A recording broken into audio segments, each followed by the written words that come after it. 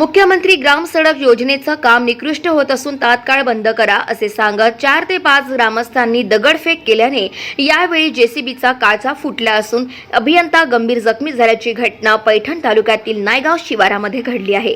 पैठण तालुक्यातील नायगाव शिवारामध्ये मुख्यमंत्री ग्राम सडक योजनेमध्ये अंतर्गत मेयर्स के दौडे इन्फ्रा प्रायव्हेट लिमिटेड कंपनी मार्फत रस्त्याचे काम सुरू असताना दिनांक 21 एप्रिल रोजी सकाळी 10 वाजेच्या सुमारास परशुराम अर्जुन खोपडे आणि इतर 5 अनोळखी व्यक्तींनी रस्त्यावर येऊन सदर काम निकृष्ट होत असून तात्काळ थांबा असे सांगत अभियंता मारहाण करीत जेसीबी वाहनावर दगडफेक करत जीवे मारण्याची धमकी दिल्याने महाराष्ट्र ग्रामीण विकास मंडळाचे कार्यकारी अभियंता पीजी खडेकर, ठेकेदार संजय दौड यांनी पैठण पोलीस ठाणे येथे तक्रार केली असून संबंधित व्यक्तीविरोधात विविध कलमान्वये गुन्हे दाखल करण्यात आलेले आहे।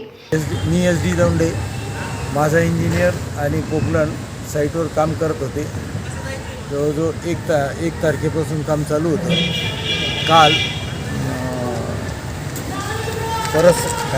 परसराम अर्जुन खोपडे नावाचा माणूस तिथं आला। तो डायरेक्ट इंजिनियरला मारहाण केली। 5-6 जण होते, पूर्ण दारू पिले होते आणि त्यांनी मशिनरीवर पण दगडफेक केली आणि सांगितलं की काम करायचं नाही, काम बंद। मग आमच्या इंजिनियरने येऊन पोलीस स्टेशनला कंप्लेंट केली। तो जखमी झाला, त्याच्यामुळे आज तो घरीच आहे, घाबरला। आज आम्ही पोलीस स्टेशनला येऊन कायदेशीर कारवाई केली। गाव माझा न्यूज करिता मनोज परदेशी, पैठण, छत्रपती संभाजीनगर।